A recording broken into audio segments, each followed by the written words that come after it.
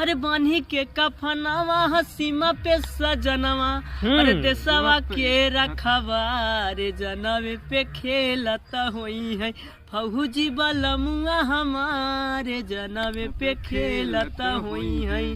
तचन से सब के सुता के उता जागत रहेला, त हमला करेला दुश्मनवा टुकुर टुकुर ताकत रहेला। तचन से सब के सुता के उता जागत रहेला, त हमला करेला दुश्मनवा टुकुर टुकुर ताकत रहेला।